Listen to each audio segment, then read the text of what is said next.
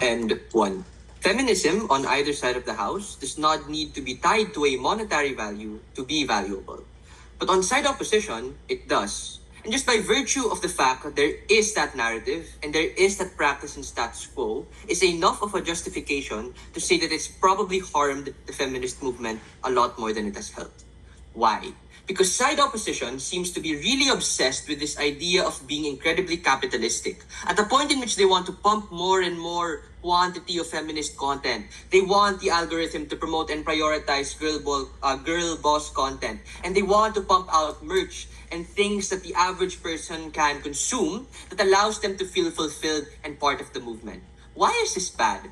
This is bad insofar as you dilute the ideals and real plans of action that the feminist movement has fought for, while at the same time giving companies with a capitalist incentive to swoop in and undermine all of those ideals that they are talking about and fighting for to begin with. Side opposition makes a really terrible and disgusting mistake because they insult feminism at the point in which they presume the only way people will talk about it and learn about it is if they're being marketed to.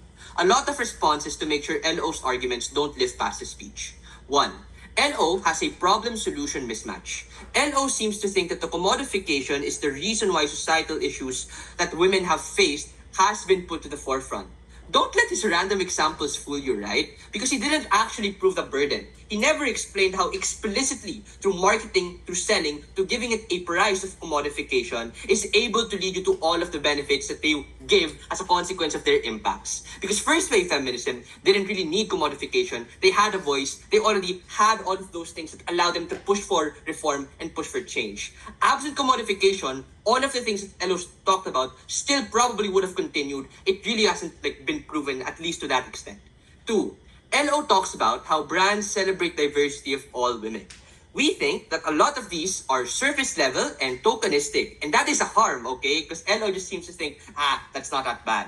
They are able to oversimplify the nuances of culture and religion at the point in which, hey man, we got a black woman now, we got an Asian woman now, oh, a chubby woman, all smiling and holding hands in a Nike advertisement.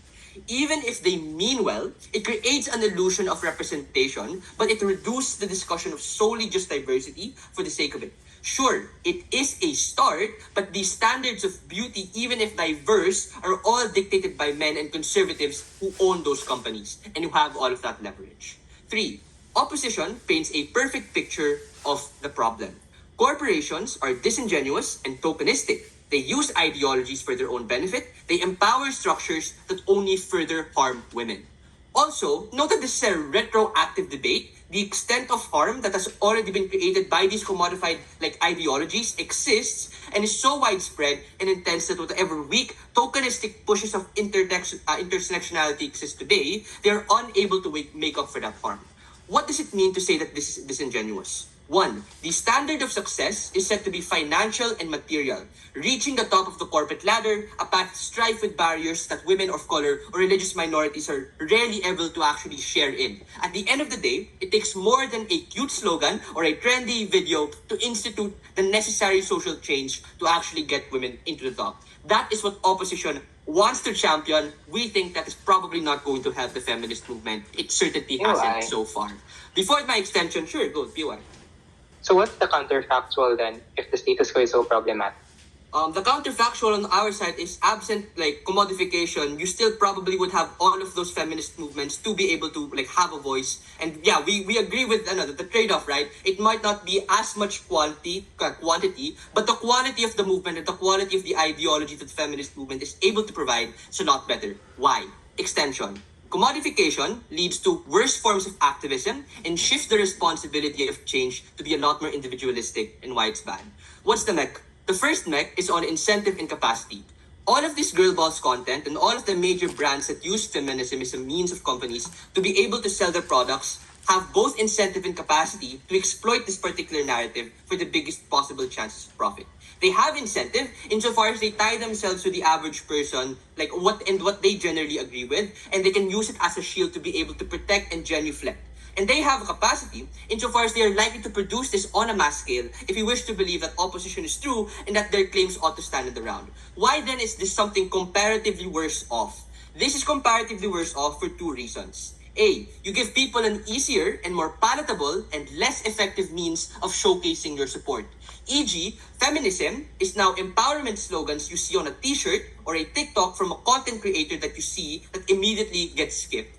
This is harmful insofar as dilutes the message on what feminism can strive for, and it makes it less able for that strong messaging to lead to action because more people think that commodification and consumption is enough for our support.